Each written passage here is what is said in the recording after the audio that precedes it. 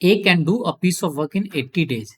He works at it for 10 days and then B alone finishes the remaining work in 42 days. The two together could complete the work in.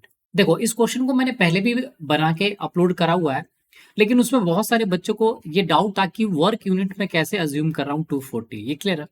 तो फंडा क्या होता है work unit assume करने का कि time के LCM के टर्म्स में अज्यूम कर लो। जैसे क्वेश्चन में क्या गिवन है कि ए किसी काम को कितने दिन में करता है, 80 डेज में करता है। तो टोटल वर्क को आप कितना अज्यूम कर सकते हो, या तो 80 अज्यूम कर लो, नहीं तो 160 अज्यूम कर लो, नहीं तो 240 अज्यूम कर लो। आप कुछ भी अज्यूम करके सॉल्व कर सकते हो। ये क्लियर है?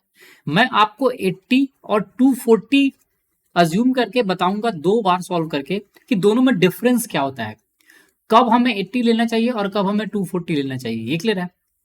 तो जैसे मान लो हम 80 के लिए सॉल्व करते हैं, तो मैंने अज्यूम कर लिया कि टोटल वर्क डन कितना है, वो है 80 यूनिट। तो ए पर डे कितना काम करेगा?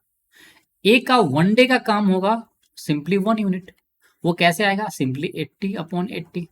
टोटल वर्क डन है 80 और 80 डेज में कंप्लीट करता है, तो ये काम करेगा 1 यूनिट पर डे। ये क्लियर है? क्वेश्चन में आगे क्या कह रहा है कि ए ने कितने दिन के लिए काम किया है, 10 डेज के लिए।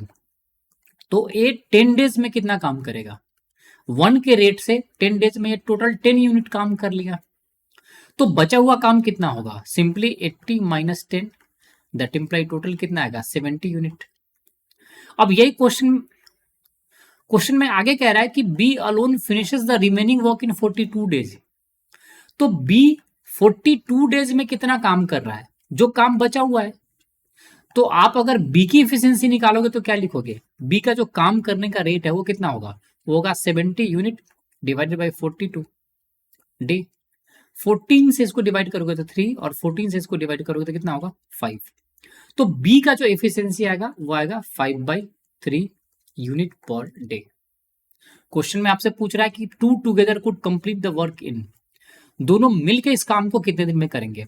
तो अगर ए और बी की कंबाइंड एफिशिएंसी निकालोगे बच्चे तो वो कितना आएगा? ए का रेट कितना था? 1, तो आप लिखोगे 1। बी का एफिशिएंसी कितना था? 5/3, तो 1 + 5/3 टोटल कितना होगा? ये हो जाएगा 8/3। तो ए और बी को टोटल टाइम कितना लगेगा इस काम को कंप्लीट करने में? टाइम लगेगा बच्चों सिंपली टोटल वर्क डन कितना आपने एज्यूम किया था? 80, तो आप लिखोगे 80 और रेट क्या है? 80/3। 8 से ये डिवाइड हो जाएगा 10 और ये 3 ऊपर चला जाएगा, तो टोटल डेज कितना आएगा? 30 डेज। ये क्लियर है? सो हमारा आंसर क्या होगा? सी। अब मैं आपको बताता हूं कि अगर आप वर्क यूनिट 240 लोगे तो क्या डिफरेंस आए। देखो मान लो आपने टोटल वर्क डन को कितना अज्यूम किया है? 240। तो ए अगर 80 डेज में 240 यूनिट काम करता है तो पर डे कितना काम करेगा? वो सिंपली काम करेगा 240 डिवाइडेड बाई 80। ये हमने टोटल यूनिट माना था और ये डे लगा है, तो इसकी एफिशिएंसी आ जाएगी बच्चों 3 यूनिट पर डे। ये क्लियर है?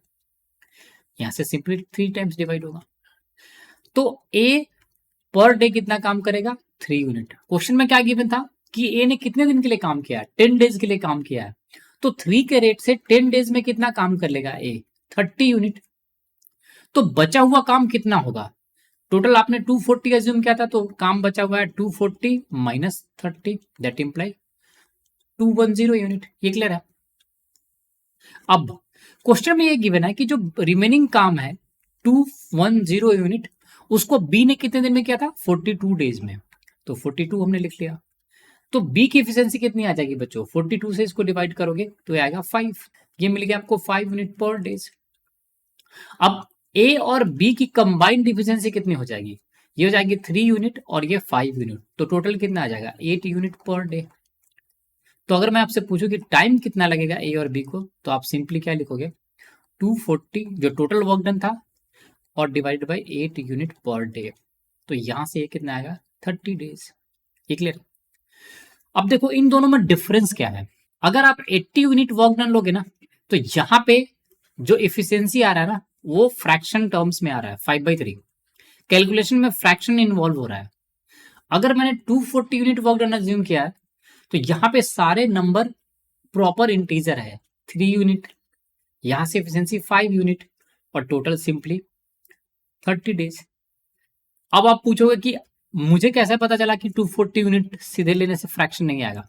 ये सारा चीज कहाँ से आता है? ये सारा चीज आता है बच्चों एक्सपीरियंस से। ये क्लियर है? उल्टे पुल्टे कमेंट करने से ये सारा एक्सपीरियंस आपको नहीं मिलेगा। ये क्लियर है? सो आई होप आपको समझ में आ गया होगा। So thanks for watching the video. If you like the video, do subscribe the channel and share the channel with your friends.